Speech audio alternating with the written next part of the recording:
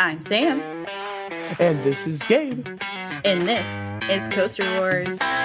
All right, ladies and gentlemen, welcome back to the Coaster Wars podcast, where today we are talking about brand new 2025 roller coasters. Yeah, this is kind of exciting because I don't know that me and you have gotten... I'm really thinking about it. I think this is the first year that I've gotten on anything that was literally brand new. I think we've gotten on some things like maybe a couple years after they were built, but... So, I know for sure we did X-Flight the year it opened. That I know for sure we did. Okay. Because I remember going there and it was like the first roller coaster we rode that trip because it was brand new. Yeah, but even like stuff at Great America, Goliath, I don't know. So Goliath we might have gotten on when it was brand new. X-Flight, but really that would be about it. Because at Great America, everything else was there. I'm trying to think. I was going to say. Because Superman's fairly old. Batman's the 90s. Raging Bull's the 90s. Me and Raging Bull are the same age. Max Force. What about Max Force? Well, I said that, and now that I think about it, I got on Wildcats Revenge the year that it opened in 2021. Oh, you did? Mm-hmm. Yeah, I was going to say, so Max Force, I don't think I rode Max Force the year it opened. That would have been 2018. You might have. I very well might have, because in all honesty, like once we started going to Great America, we've gone every year, at least once. Yeah. So I maybe did. And we really think about it. Yeah, I don't remember either. So other than Great America coasters, yeah, it's very rare for us to get on roller coasters that are brand new, and we got on quite a few this year. So obviously, one of the coasters we'll be talking about a little bit later. Big Bad Wolf, the Wolf's Revenge was one of the ones we got on. Yup. I'm trying to think. Wasn't there one more? Well, Canada's Wonderland, no, because Alpine Fury wasn't open. Yeah, that's right. We were supposed to get on that. Maybe that's what I'm thinking of. We were supposed to get on Alpine Fury, and then it wasn't open when we got there. Hershey Park, no. Yeah, I think that would be the only other one. Would be the Big Bad Wolf, the Wolf's Revenge. Yeah, which was a fun ride. No, there was one more. The Wing Coaster at King's Dominion. Oh, duh. Yeah. What? I can't even. This goes to show how memorable of a roller coaster it was. Isn't it Rapterra? Yes, Rapterra. Yeah. I'm like, I know there's one more. I just can't think of it. Yeah, Rapterra was the other coaster we got on this year that was brand new for 2025. I think Gwazi. No, because I didn't get on Gwazi till 2022, and I believe Gwazi's a 2021. Also, I was wrong about the year. Wildcats Revenge opened in 2023, but I did get on it, not 2021. When it was new, yes. Yeah. All right. So yeah, this is a new thing for us. Yeah, exactly. So, but with that, why don't you introduce the two that we're specifically talking about today? Yes. In the blue corner, standing at a max height of 180 feet. And reaching a top speed of 67 miles per hour. Hailing from the B&M Gym in the farm fields of Illinois, it's the Wrath of Rashashka. In the red corner, standing at a max height of 160 feet. And reaching a top speed of 58 miles per hour. Hailing from the Vacoma Gym and the shores of Sandusky, Ohio, it's Siren's Curse. Let the fight begin. Yes, I'm so excited to talk about Siren's Curse. This is going to be a really interesting battle. So obviously the Wrath of Shasta. We're just going to be calling it the Rack for the. It's the Rack for short. Yeah, that is the nickname we deemed it. That name is terrible. I'm sorry. Also, I mean, it's a cool name, but it isn't. It's a cool name because they try to do something different with it. But also, you can't pronounce it. So we call it the They were rack. trying to tie it in with the demon, which again, pretty cool. But I do want to point out that someone commented on one of our episodes that it should be called the Wrath of Waukegan, and I thought that was funny. Oh yeah, that is hilarious actually. The Wrath of Waukegan. Yep. That's good. So, and then yeah, I'm bringing the sirens. Well, the other thing we have to point out about the rack is that I haven't ridden it yet, so that's Yes. another thing. But Siren's Curse is, I thought it was really really cool, but we also only got one ride on it, so that's a thing. Oh, on Siren's Curse, yes. I actually had the pleasure of riding the rack. Like, I had to have ridden it probably 10 times Dang. Okay. over the courses when I was there. They were absolutely killing it on dispatch times for this roller coaster. Mm-hmm. And just they run 3 trains on it. And I mean, they were just like, one train was going up the lift hill as the next train was rolling into the final brakes. Like, they were just pounding out dispatches. So I was actually able to get quite a few rides. I also got there on a day that for some reason it was just empty at the park. That's awesome. So yeah, I have several rides on the rack, and then yes, we were only able to do one ride on Siren's Curse because the day we were there, what did it do? Break down 2 times when we were in line or going to get in line, so then we didn't, and then they opened it. We finally got a ride on it, and then it broke for the rest of the night. Yep. Yep. So it was just an unfortunate thing. We probably rode it twice, I think, if it stayed open. If Yeah, I I think think we we would would have have been made able that to get effort. at least a second ride on it. Yeah. We were really hoping for a night ride too. I think that's part of it too, is we were kind of putting it off, waiting for it to get dark, and then it literally broke like right at sunset, and then it just didn't never open for the rest of the night. Yeah. So, which one do we want to talk about first? Let's talk about the rack. Okay. I want to get into this guy. So the Okay. rack is a B&M dive coaster. It was constructed obviously in 2025. Has top height of 180 feet. However, the drop height is 171. And this is what they would call like more of their mini dive model. So it's under 200 feet, and it features the smaller 7 across trains. Um, it's just, I really like this coaster. We were hoping for something like when we heard that obviously Great America was getting a dive coaster, we were slightly disappointed. We were like hoping for something a little more on the top tier ends of things, but this is not a bad roller coaster. I was actually very pleasantly surprised by my ride experience on this guy. It's just a really fun roller coaster. The drop's really good, and then it's just got some unique inversions that you can't really find on some of the other dive coasters. Did you Yeah. watch a POV of this? No, actually, I realized that right as you Oh, started really? describing it, so I'm literally watching it right now. But to talk about our feelings about getting a dive coaster at Six Flags Great America, I think one of the things is we always talk about how Six Great America we feel is like the experimental place. Like they put in all this weird stuff, and it's like it's got one of the first B&M hypers, it's got one of the first wing coasters, it's got one of the only steel topper RMCs. Like it's got a bunch of weird stuff. So this, I guess we're just like, well, why the heck would they just put a random mini dive coaster here? Cool, we're getting another coaster, but we've never really been super impressed with these guys. But after, it was funny because we went to the park. I remember we went to the park and they had the 3D rendering of the layout, and Gabe was looking at it and he's like, hold on a second. This might not, this might be a little bit better than we're trying to give it credit for. So it was really interesting to see. And then the other thing we talk about with these mini dives that's been a problem we've been noticing is there's sort of like a shake in them. And so we were very worried about that with this. Yeah, it does have a rattle to it. So, um, the one I like to compare to is Dr. Diabolical's Cliffhanger, because that one is generally smooth, but it has a few speed bumps. You remember that riding it, right? You could Yep. feel it in the track.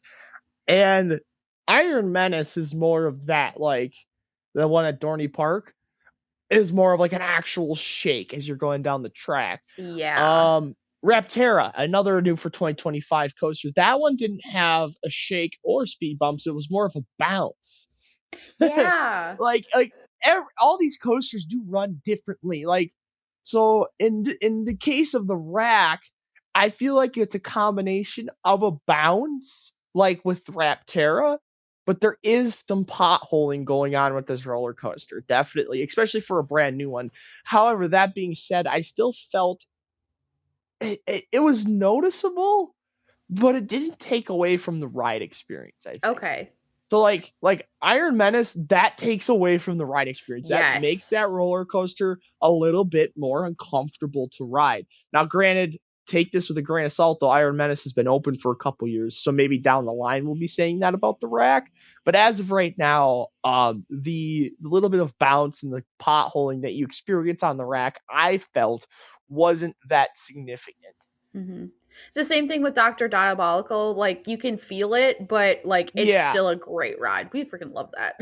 yeah, there's really only the one moment coming out of the zero G roll where you get that really nasty pothole on the one side of the train. Like Mm-hmm. it's like a speed bump. It's like Yeah. bam. But other than that, yeah, it's not very noticeable at all on Dr. Dialco's cliffhanger. Yeah. So So, why don't you get into a layout and then we can kind of discuss it yeah, a little bit yeah. more? All right, let's see. So this roller coaster does a 90-degree turn out of the station, and that sends you directly up the lift hill.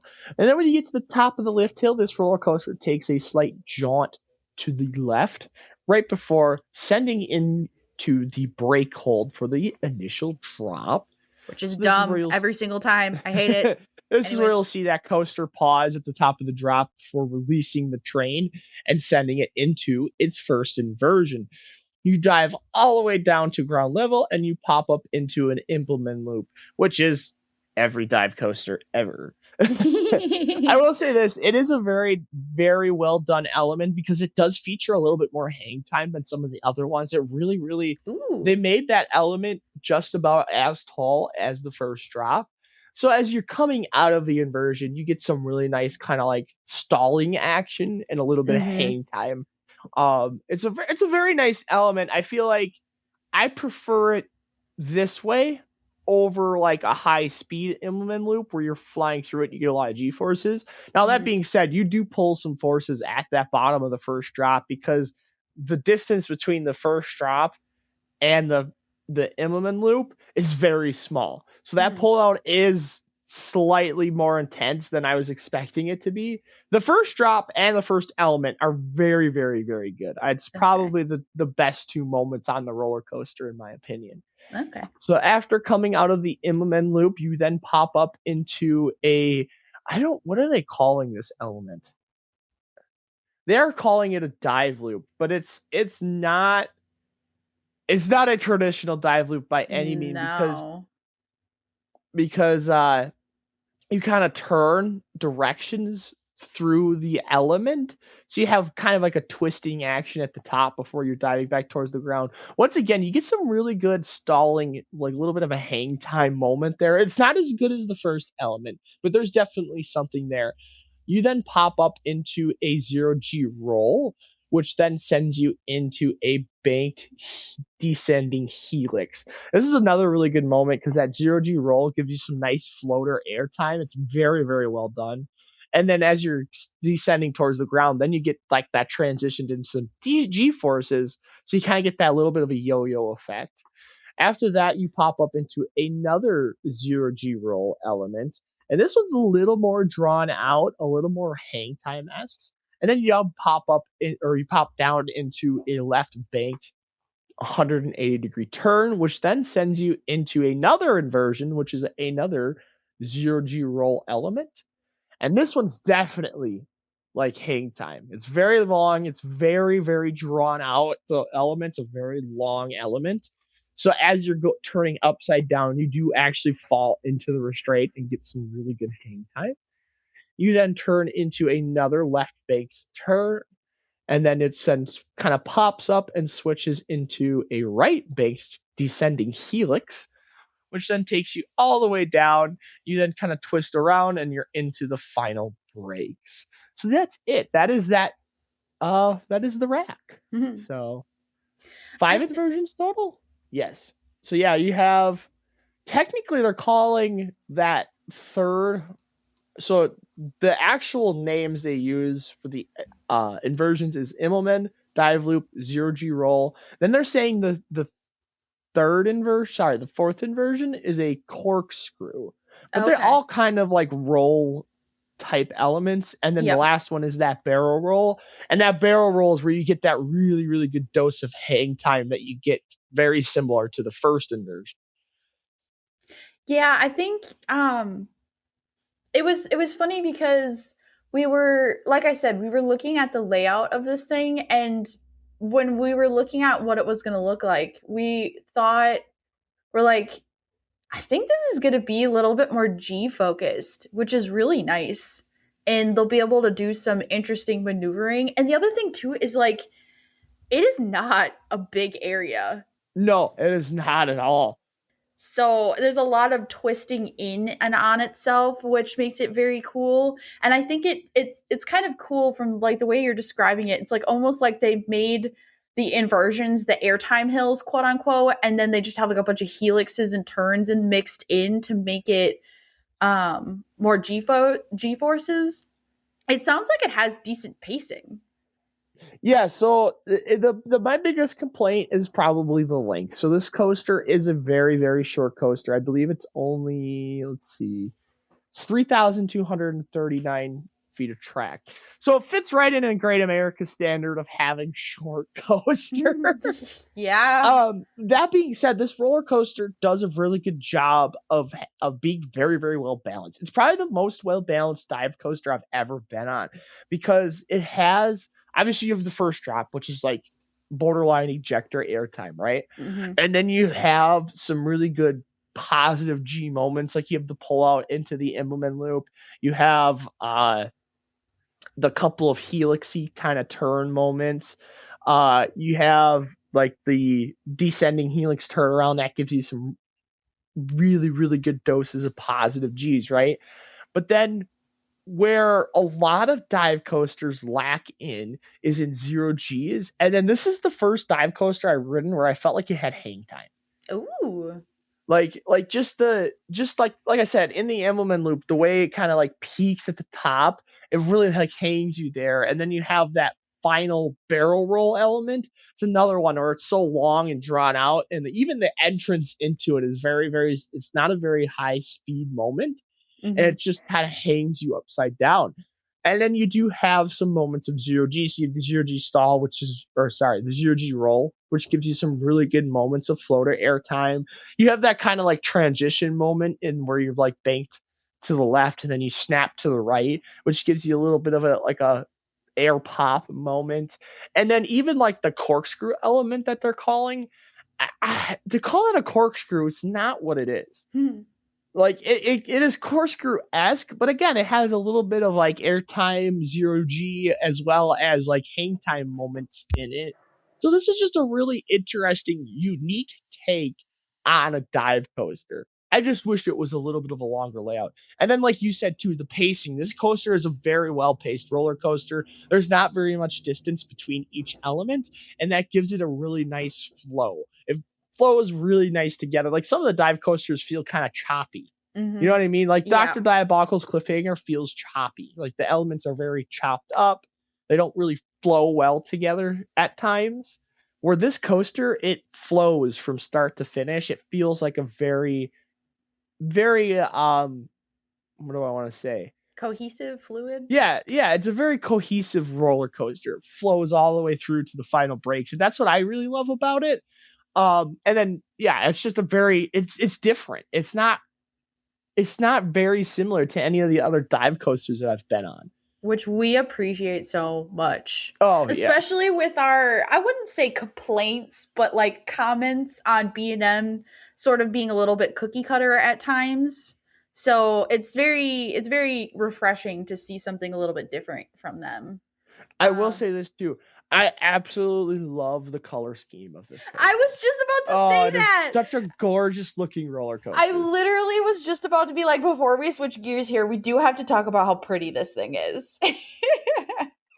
We like to talk about that with roller coasters, that I don't know if it's like it's the shape, it's the colors, it's everything, but sometimes you look at a coaster and you literally just go, wow, that's beautiful. So, and this is one of them. It's very pretty to look at. Yeah, it's just a lot. And that's the other thing too, like B&M track always has like a graceful look to it, It unless it's does. an invert. Yeah, actually. So it just kind of adds to the Six Flags Great America skyline. You have X Flight right next to it too. Mm-hmm. Um, that's the other thing I was going to talk about is where I would insert this roller coaster into the lineup, right? Oh, okay. So I would prefer this roller coaster over definitely over X Flight. I would definitely prefer it over Superman. It's definitely better than the Joker. We hate Mm. SNS respins here. Um it's I would say it's definitely better than the Demon. I would even put this in like better than Viper category. Oh, dang. Okay. Yeah. This is not a bad roller coaster by any means. It's a Mm-hmm. very, very well-rounded layout for how short it is. Obviously Goliath, Raging Bull's better.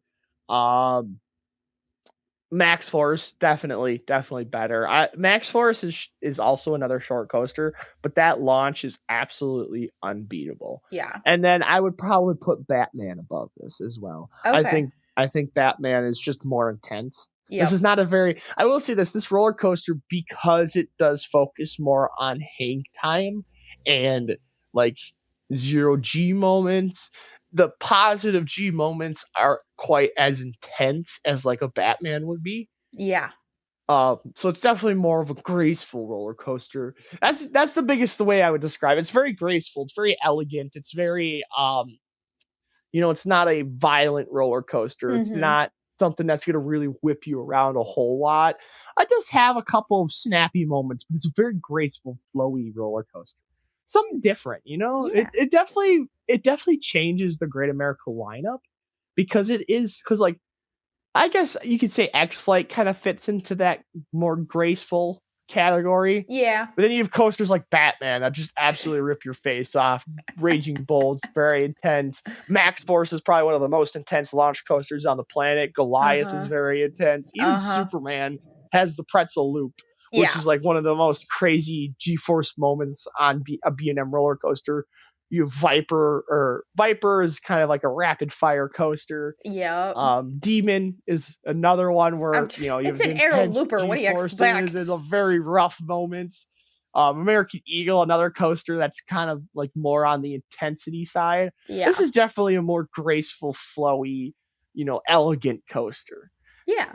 Just It very definitely it definitely changes the way you look at the Great America lineup because it throws something that really the only one other coaster has in that park, and that's X Flight. yeah.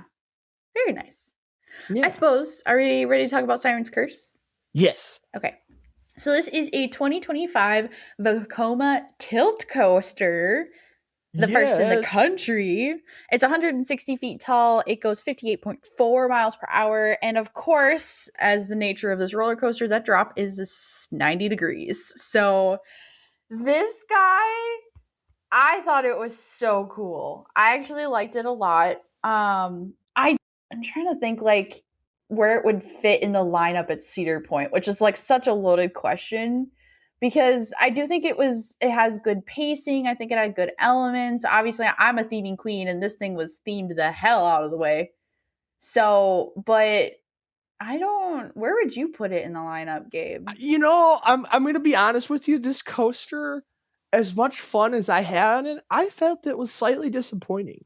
Oh, I okay. really after I was like rethinking about it, and obviously we only got one ride on it, so Yeah. like let's just take Everybody that with take a that. grain of salt. Yep. Um, I was expecting it to be a little more intense, I think. And it's Ah, definitely I okay. would not describe this as an intense roller It's coaster by not. any means. So, but that being said, I think I would take this over Valraven. Okay. And I think I would take this over like Rougarou, Yeah. definitely over Iron Dragon, definitely Yeah. over the Wild Mouse, which we still haven't ridden.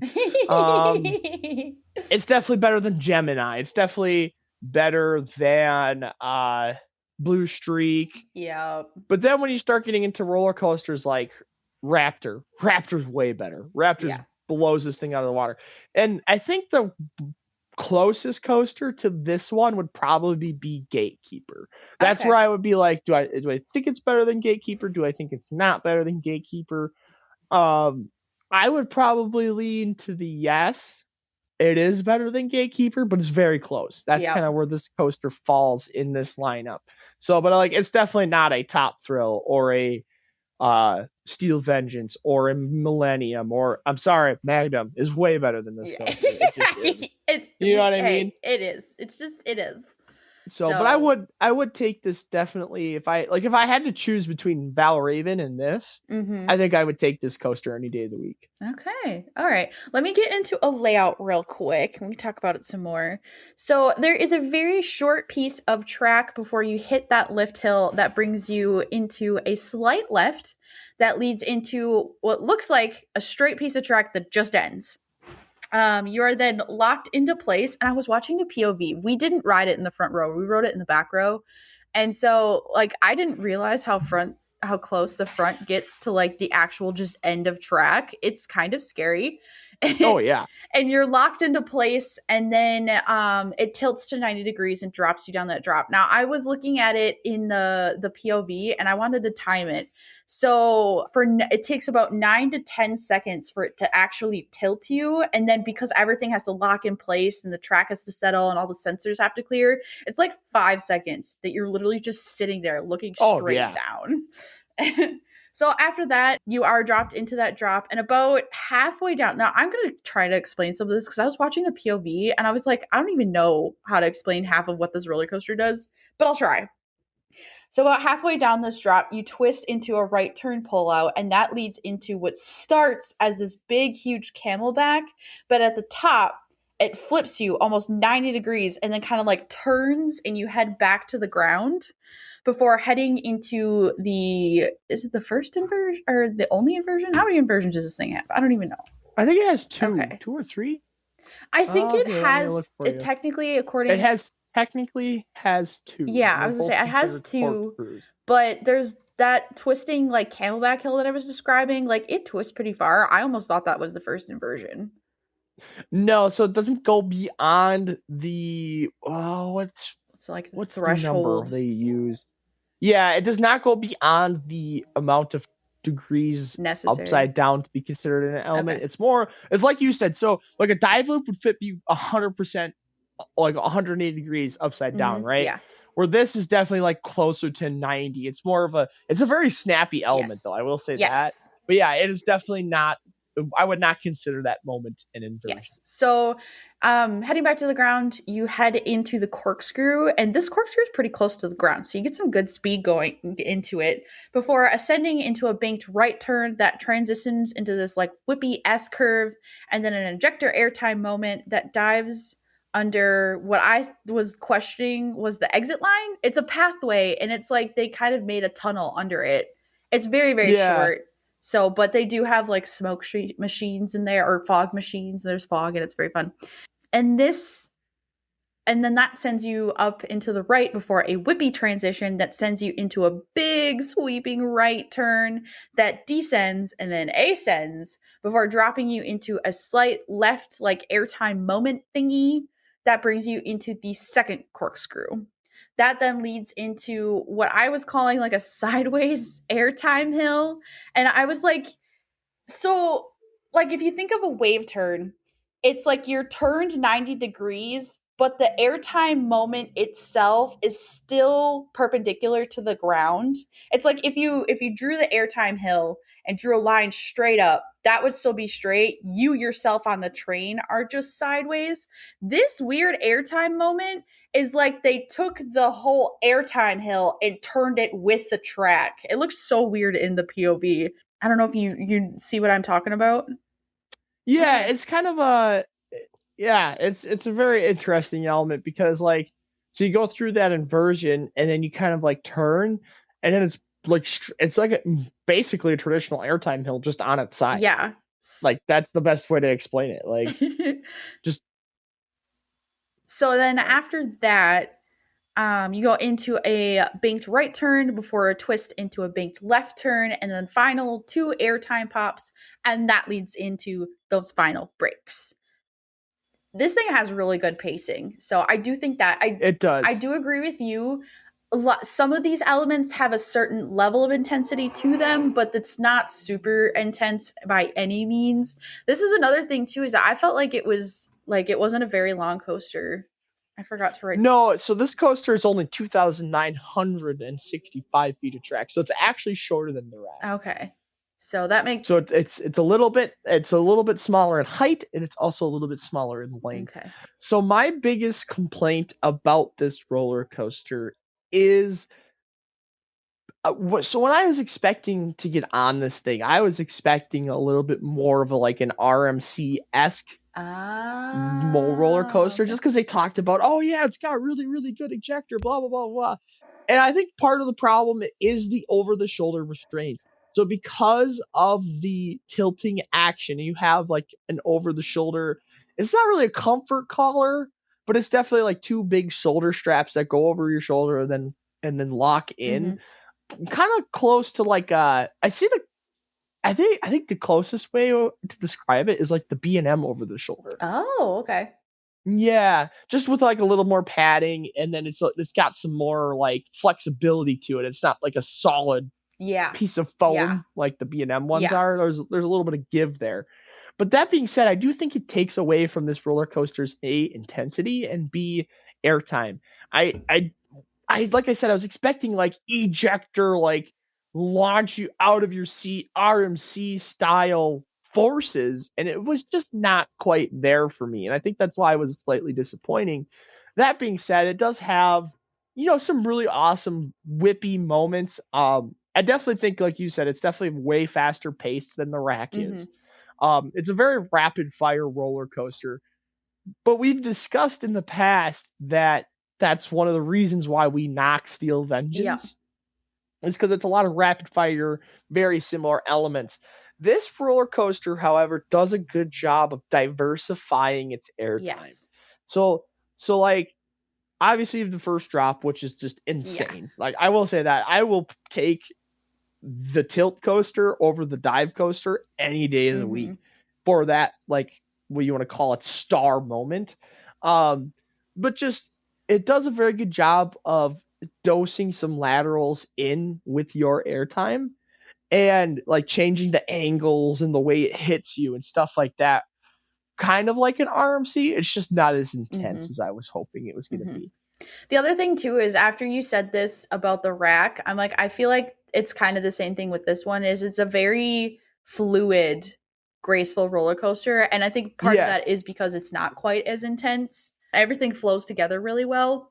But the other thing we must address with this roller coaster is the soundtrack, because you heard that right, everybody. Oh, This roller yes. coaster has its own soundtrack. I think I that's what I was most excited about this roller coaster. I really loved that the most about this thing. And I think it opens a door to what possibilities could be like about adding special effects to roller coasters that really enhance your experience. So with this one specifically, and like actually I highly encourage just going to Cedar Point and riding the damn thing, because that's going to be your best experience. But if you can't, or Oh, you want yeah. to check it out, or you're just really curious, look up a YouTube video that has the sound intact. And basically, what this roller coaster does is it's playing, it's called Siren's Curse. So obviously the whole idea is that a siren is coming to curse you. So as you're going up the lift hill and like positioning in, it's got this like beautiful elegant siren song that's trying to lure you. And then right as you like tilt and then drop, it goes into this awesome freaking guitar solo. And I was actually watching the POV, and I don't know if they did it on purpose. I'm really hoping that they did, but there are certain like changes in the guitar solo that correspond to elements as you're riding, which is just so freaking cool to me. So I I just thought that was so cool. I'm so excited. Yeah, it definitely enhances the roller coaster, but that's why, like, so because you're definitely like a theming person, Ah, and I'm like, I'm like, I want to remove that aspect of this roller coaster and look at it for what it Yeah. is. And I think it tricks you a little bit because it does make you like it gets you hyped. Yeah. Like it really does. Yeah. Like you're like, I love this thing. And then I got off of it. We are all good. I'm like, yeah, this is a really good roller coaster. And then after removing like that thought of it, and then just kind of like when we were talking about doing this episode, looking back at the coaster, Yeah. I'm like, it kind of tricks you a little It bit. does. It really does because it does make the coaster feel like more, I don't want to say more intense, but it just makes you feel the roller coaster a little bit more. Yes. And it is a very, very nice touch. Obviously, and this is where my brain goes, well, what happens when that stops working? Yeah, So actually. obviously they have to maintain that aspect of it because I mean, roller coasters have done onboard audio in the past, and then sometimes it doesn't work, and then over Mhm. the years it kind of deteriorates, and then they just don't take care of it. So now this being at Cedar Point, I don't see that happening, but it is a question. How long will it maintain itself for? But that being said, I always look at coasters with what they are for a layout, with not as much of the theming Yeah. consideration as you do. So I feel like you liked the coaster a lot more than I did. Yeah, no, I could definitely tell that too. The other thing I would like to point out with something like this though too is like, so it was our first ride, so of course it was spectacular, but I'm just thinking of the stinking shed on Mystic Timbers and how Oh the yeah. first time you ride it, so cool, awesome, but by the 5th, 6th, 7th ride, you're like, all right, the See, but this go ahead. this I feel like would still hold its Oh, value. okay. Like I feel like the onboard audio definitely will hold its value. I think it definitely enhances the roller Okay. coaster, and it's not something that is like an annoyance. So, and even like the shed on Mhm. Mystic Timbers, yeah, it was kind of cool the first time you go through it. After that, it's kind of like Yep. but it still does like entertain you while you're sitting on the Yeah. final breaks. You get what I'm Yeah. saying? Like Yeah. it still does enhance the roller coaster, maybe not as much as the first ride experience does, but in this case, I think it will still enhance the roller coaster even after several rides Okay. on it. Interesting. With that, Because then oh, you go could ahead. like listen to the soundtrack and kind of like know in time when element, you know what I mean? Like Actually, yeah. well, So and like, because if you write it enough, you'll be able to like literally time every single moment just based off the I soundtrack. was gonna say the other thing too is like with Mystic Tubers with the shed. That was like on the brake run. This is like a roller coaster that like is onboard audio. We haven't really experienced that before, so it's like it is hard to say whether it would fade or not. And I get your point actually. It makes a lot of sense. I was thinking it would maybe get old after a while, but it's really cool music. I joke that I'm like I It hope they is. put it on Oh yeah. Spotify. Like Yeah, absolutely. so with that, who do you think wins this Oh battle? gosh. I You go first. oh Jesus. So I go back and forth on this because the problem for me is I haven't ridden the rack. And the rack sounds really, really cool, but I think until I get on the rack, I would take Siren's Curse. And it also doesn't help that we only got one ride on the Siren's Curse. Like I wish I could have just sat there and marathoned it for like 10 times in a row. It's one of the downturns of Cedar Point. So I think Yeah. that's my pick, but not a So knock on the rack. It's literally just like I haven't ridden it, so this is what I'll say. hmm. Okay. If you remove the what I call the first drop elements, so if you remove that, Mm-hmm. this is a very, very close battle. Closer than I expected it to be. Mm-hmm.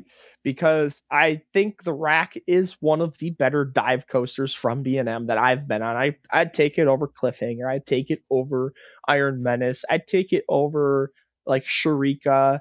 Um, what are some of the other ones? Griffin. I think I would take it over Mm-hmm. Griffin. I really do. I think that's kind of a surprise take. The Rack is better than what people were saying it was, in my opinion. Okay.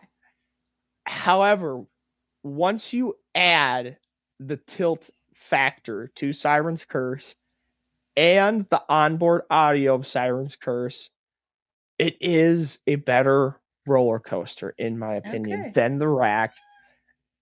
I just wish both of these coasters, I just wish they were longer. I just wish there was a little more to Uh-huh. them.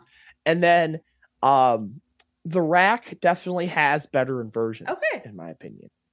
And it has 5 of them versus 2. Yeah. So that really sets the rack apart. Is its inversions are very unique, very different for a B&M dive coaster, and I think that's why I really, really appreciate it.